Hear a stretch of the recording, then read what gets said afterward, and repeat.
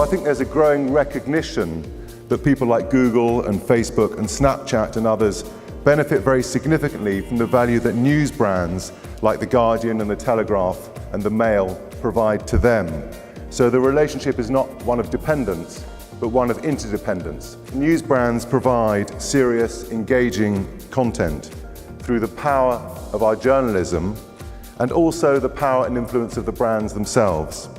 Pound for pound, press, print, news brands were the highest performing of all the pieces of the mix. Print drove most visits to the online hub. The print traffic that we had actually visited more pages on the site because people reading news brands content are just that. They're readers, not users. And you know what? I'd gladly pay more for a reader than a user as well. We were very fortunate in the Scottish Widows campaign to take a very active involvement. So client agent, media agency, creative agency, brand agencies, we were all very much in it together. So actually we had a lot of people influencing a lot of the discussions. Content is king, we all know that, and context is the all-important factor, the amplification factor that's so important for advertising. So the most practically useful session was the Scottish Widows case study. Always useful to understand how different agencies approach problems. And also Denise's session, because I love Denise and she's always a great practical help to planners everywhere. Mobile is a really important platform for news brands. If you get it right, you can really enter that conversation. So it's not about that they don't want advertising or that advertising on smartphones don't work. News brands are part of the daily networked conversation in which young people today are engaged. And now we are genuinely in a world where everything is shook up and totally unpredictable.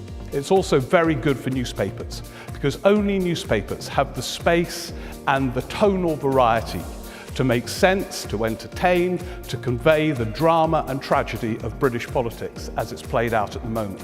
Well, I have two sessions that I really liked. And the first one was Steve Richards from The Independent.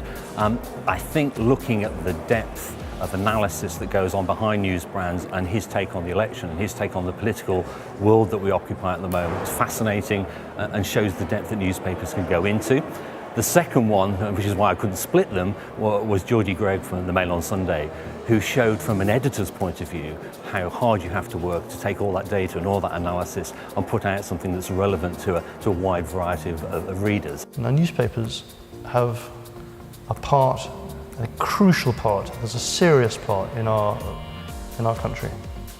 They are a pillar of our democracy which shines lights in dark places as well as light places. It entertains, it uncovers, it reveals, it's essential.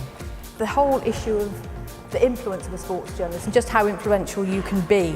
My own experiences are that you can be hugely influential. When I started at the Mail on Sunday, I'd come from covering rugby and had become really very concerned about concussion. If I'd done that on my own, if I'd passionately blogged and all the rest of it, we would have got nowhere. But we launched a huge campaign in the Mail on Sunday and got it all changed. This story is an example of why newspapers matter. For years and years, people in that town had been desperately concerned by what was going on. They tried their very best to raise the alarm. And finally, when all else failed, someone very brave decided in desperation to place their trust in journalism. It was, for obvious reasons, a very uncomfortable story to put on the front page of a national newspaper, but it was true. And sometimes it really is the uncomfortable truths that are the ones it's most important for journalists to tell, because if we don't, no one else will. I just thought that was absolutely fascinating to hear the power of one person's voice when they've obviously got a brand behind them, how they can actually make change. On my own, I could have done exactly the same work as I've done these past 5 years, and it would have achieved precisely nothing. But this wasn't me alone. This was the Times, which showed an extraordinary level of commitment and trust in allowing one of its staff reporters to pursue a single investigation for such a long time. People listened. The fact that newspapers are able to bring about changes is really uplifting, and I felt that you could feel that in the room. You could have heard a pin drop when Andrew Norfolk was talking about that campaign. And that's what makes newspapers so different from all other media.